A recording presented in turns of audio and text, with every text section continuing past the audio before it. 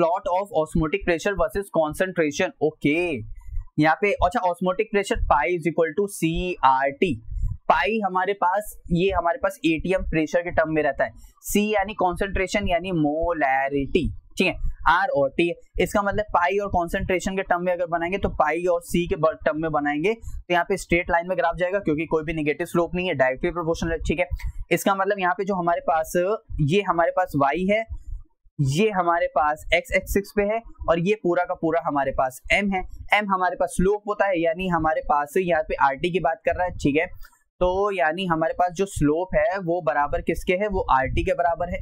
I hope इतनी बात आप लोग को समझ आ रही होगी, जो स्लोप है वो RT के बराबर हो गया। क्यों? क्योंकि वही हमारे पास m दे रखा हुआ था। अब की बार इन्होंने हम लोग को स्लोप की वैल्यू देखो दे रखी हुई है 25, तो यहाँ पे मैं रख दूंगा 25.73 रख दूंगा, इज इक्वल टू यहाँ पे टेम्परेचर R की वैल्यू 0.083 दे रखा हुआ है। यहाँ पे R की वैल्यू इन्होंने दे रखी हुई 0.083 दे रखा हुआ है इनटू टेम्परेचर। यहाँ से हम लोग टेम्परेचर सॉल्व करेंगे, हमारे पास जितना भी आए हमें क्या फर्क पड़ता है। उसके बाद ये हमसे टेम्परेचर डिग्री सेल्सियस में कह रहे हैं तो हम उसमें से उतना माइनस कर देंगे क्योंकि हमारे पास तो यहाँ पे केल्विन में आएगा।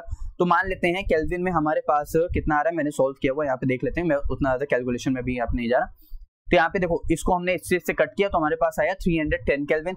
अब यहाँ पे हमारे पास 310 केल्विन है, उसमें 273 केल्विन को हम लोग माइनस कर देंगे तो हमारे पास 37 डिग्री सेल्सियस आ जाएगा, जो कि हमारे पास ऑप्शन नंबर 1 क्या हो जाएगा, करेक्ट हो जाएगा। क्योंकि पाई हमारे पास, भाई पाई हमारे पास देखो इसके डायरेक्टली प्रोपोर्शनल है, इसके डायरेक्टली प्रोपोर्शनल है। तो यहाँ से हम लोग ने इसका ग्राफ देखा तो इस तरह आ रहा है, स्लोप इसके बराबर हो गया तो यहाँ पे सारी वैल्यूज रखी तो हमारे पास यहाँ से टेम्परेचर आ गया, वो भी डिग्री सेल्सियस में आ गया।